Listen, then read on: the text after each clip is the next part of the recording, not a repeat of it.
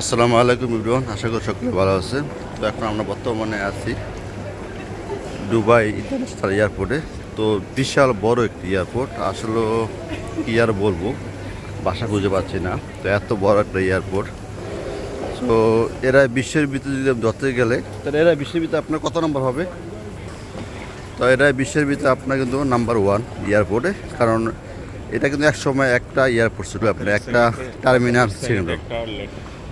তো এটা টার্মিনাল আগে একটা ছিল এক সময়, তো এখন কিন্তু আপনার এটা টার্মিনাল হচ্ছে আপনার 3টা। প্রতি 45 সেকেন্ডে একটা করে বিমান ল্যান্ড হয়। তখন আলা বোঝেন এলা কত বড় একটি এয়ারপোর্ট। সো এখানে প্রচুর ট্যুরিস্ট আছে, যা তুলনামূলক আপনার যেটা ভাবতেছেন এটা ভাবার থেকে বেশি হবে, মানে কল্পনা থেকে বাইরে আছে এটা। ঠিক আছে, এত পরিমাণ এখানে ট্যুরিস্ট আসে, দিনটা 24 ঘন্টা, মানে সারা ওয়ার্ল্ড থেকে এটা তারা আসে। সো যখনই কেউ হয়তো বা আপনি নিজের চোখে না দেখলে কেউ বিশ্বাস করবে না যে এত পরিমাণ আসে। তো আমিও এক সময় মানে আমারও কল্পনা বাইরে ছিল যে এত পরিমাণ আসে, সেটা আমি কখনো কল্পনা করিনি। তো এখন এসে আমি দেখতে পারলাম যে এত পরিমাণ যে ট্যুরিস্ট সেখানে আসে, দিনটা 24 ঘন্টা, তো 24 আওয়ার্স। ঠিক আছে, আর যখনই আপনি আসবেন এখানে, তো অবশ্যই একটু ঘুরে দেখার চেষ্টা করবেন। মানে এখানে আমাদের ঘুরে আসতে গেলে কত মিনিট সময় লাগবে? 30 মিনিট। তো যদি এই রাউন্ডটা একটা টার্মিনাল যদি আপনি রাউন্ড করেন, মিনিমাম আপনার আধা ঘন্টা সময় লাগবে, 30 মিনিট। তো 30 মিনিটের ভিতরে তার ভিতরে আপনার শুধুমাত্র একতলা। ঠিক আছে, তো এখানে নিচে আছে, উপর আছে। সো 4তলা পর্যন্ত এটা আছে। উপরে আপনার হোটেলে আছে, আপনার থাকার জন্য যে হোটেল বুকিং দিতে পারবেন ইচ্ছা করলে। তো এখানে সব কিছু আপনার এখানে আসলে মূলত মানে কোথাও আর যাওয়া লাগবে না, এত পরিমাণ আছে।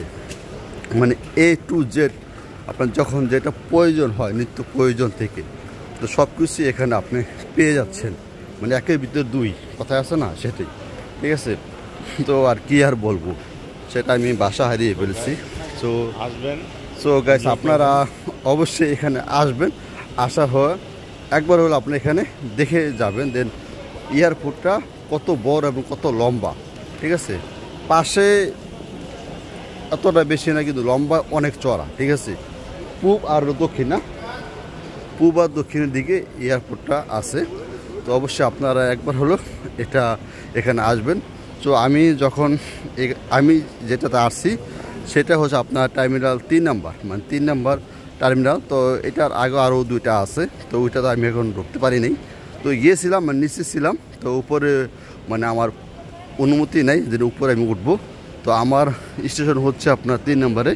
তো 3 নম্বরে আমি আসলাম। তো এসে আমি ঘুরে ঘুরে দেখানোর চেষ্টা করলাম আপনাদের জন্য। তো অবশ্যই আপনারা আসবেন, তো এসে একবার হলো দেখে যাবেন। তো এখানে সব কিছু কিন্তু আপনার অরিজিনাল পাওয়া যায়, আপনি যেটা নেবেন।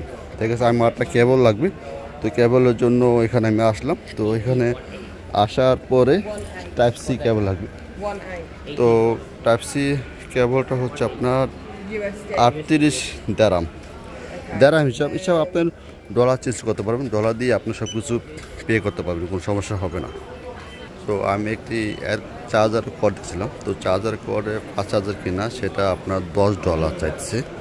তো স্বাভাবিক, আপনার এটা কোনো সমস্যা না, কারণ যেহেতু আপনার এটা এয়ারপোর্টের ভিতরে, তা এয়ারপোর্টের ভিতরে হলে একটু দামটা বেশি হবে, এটি স্বাভাবিক।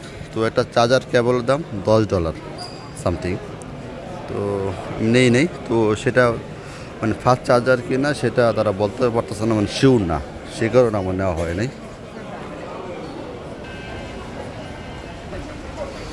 তো তাহলে তো এই ছিল বলকে, আশা করি আপনারা বুঝতে পারছেন। তো অবশ্যই একবার হলে আসবেন। তাহলে আজকের জন্য এই পর্যন্ত, সবাই ভালো থাকবেন, খোদা হাফেজ, আল্লাহ হাফেজ।